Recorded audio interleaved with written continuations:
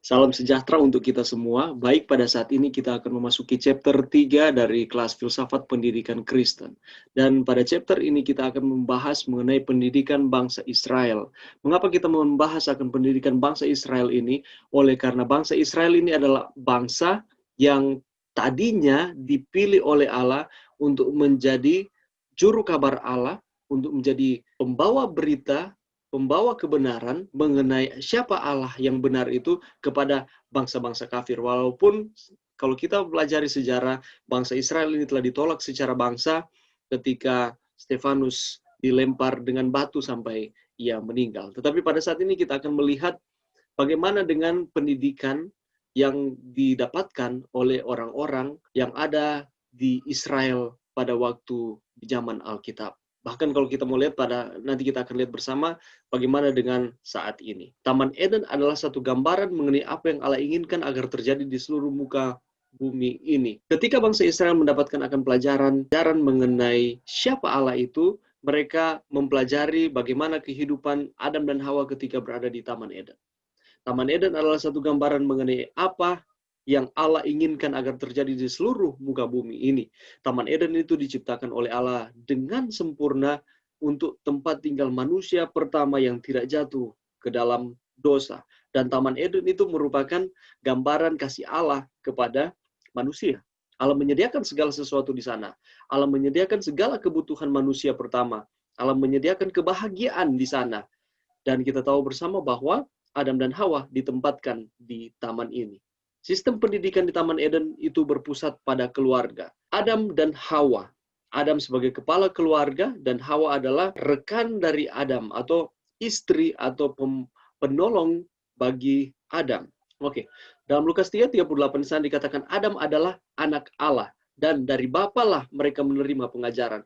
Jadi kalau kita lihat di chapter sebelumnya di mana mengajarkan bahwa ruang kelas itu adalah Taman Eden. Jadi alam yang begitu indah, taman yang begitu ini yang diciptakan Tuhan itu merupakan ruang kelas dari manusia pertama, yakni Adam dan Hawa. Dan mereka mendapatkan pelajaran-pelajaran yang berharga tentang kehidupan, tentang penciptaan, tentang kasih Allah, diajarkan langsung oleh Allah itu sendiri. Sekolah mereka dalam arti yang sesungguhnya adalah sebuah sekolah keluarga. Jadi kalau kita melihat bahwa keluarga itu sangat penting untuk membangun akan pendidikan kita. Atau pendidikan itu berawal dari keluarga. Itulah sebabnya pelajaran bab yang lalu mengajarkan kepada kita bahwa begitu pentingnya perkembangan dari anak-anak di usia-usia awal kehidupan, dan ketika mereka hidup di awal kehidupan mereka harus mendapatkan pelajaran-pelajaran yang berharga, dan itu dimulai dari keluarga. Oke, pendidikan yang berpusat pada keluarga berfokuskan pada perkembangan tabiat. Karakter kita akan sangat banyak diasah atau akan sangat banyak dibentuk ketika kita mulaikan pendidikan kita di dalam keluarga. Jadi, sebagaimana Adam dan Hawa mendapatkan pengajaran di Taman Eden, pendidikan berfokus kepada keluarga, demikian pula dengan kita pada saat ini. Jadi kita harus ada hubungan yang erat antara orang tua kita, antara saudara-saudara kita, supaya kita boleh belajar bersama-sama di dalam kehidupan keluarga, sehingga sebagaimana dengan pelajaran kita pada saat ini, sebagaimana Adam dan Hawa, demikian pula dengan kita. Walaupun di tengah-tengah kesibukan kita kembali keluarga dan ingat baik-baik bahwa pusatnya keluarga. Para orang tua memerlukan pengajaran dan disiplin. Mengapa demikian? Karena kalau kita lihat setelah Adam dan Hawa jatuh ke dalam dosa, dan manusia itu sudah semakin banyak, dan kalau kita perhatikan di dalam Kejadian pasal 6, penduduk dunia ini dan mereka sudah tidak takut lagi akan Tuhan, itulah sebabnya Tuhan menggunakan Nuh untuk mengamarkan kepada manusia bahwa dunia ini akan dibinasakan dengan air bah. Tetapi kita tahu bersama 120 tahun, Nuh diberikan kesempatan oleh Tuhan untuk mengabarkan akan Injil kepada orang-orang yang lain, tetapi mereka tidak mau bertobat, malahan mereka menuduh bahwa Nuh ini sudah gila. Oleh karena pada waktu itu belum pernah turun air dari langit. Hanya embun saja yang membasahi bumi, tetapi kalau hujan, apalagi hujan deras mengakibatkan banjir, tidak pernah terjadi, dan itulah sebabnya mereka mengatakan bahwa itu tidak masuk akal.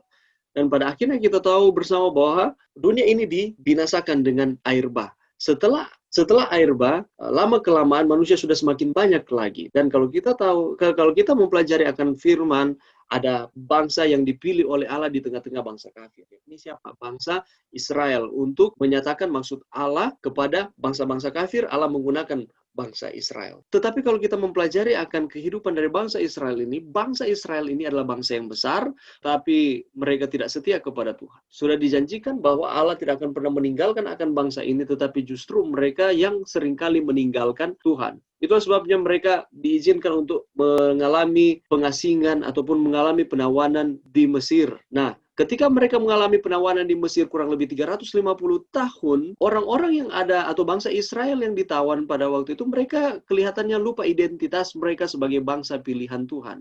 Dan selama perbudakan mereka melupakan Tuhan.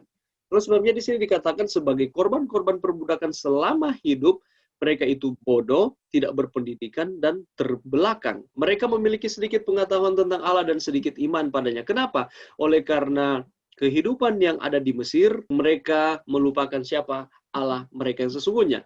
Oleh karena mereka tidak mendapatkan pendidikan di Mesir, sehingga mereka kehilangan akan identitas mereka sebagai bangsa pilihan Tuhan. Allah ingin memberi mereka pengetahuan tentang dirinya. Allah rindu mengangkat mereka ke taraf moral yang lebih tinggi, dan untuk tujuan ini, Ia berusaha memberi mereka pengetahuan tentang dirinya sendiri. Itulah sebabnya Allah mengutus Musa untuk membebaskan akan bangsa Israel ini dari jajahan Mesir atau dari penawanan Mesir. Allah mulai memberikan kepada mereka, ketika mereka mau dibebaskan dari Mesir, kita tahu bersama ceritanya bahwa Allah memberikan tula-tula, dan ini kepada bangsa Mesir, bukan kepada bangsa Israel, dan ini menyatakan bahwa Allah bersama-sama dengan bangsa ini. Secara tidak langsung melalui tula yang diberikan, Allah sementara memberikan pelajaran kepada bangsa Israel supaya bergantung sepenuhnya kepada Tuhan. Karena mereka sudah lupa akan identitas mereka, mereka sudah melupakan akan siapa Tuhan mereka. Tetapi melalui peristiwa ini, melalui Musa membawa bangsa Israel keluar dari Mesir,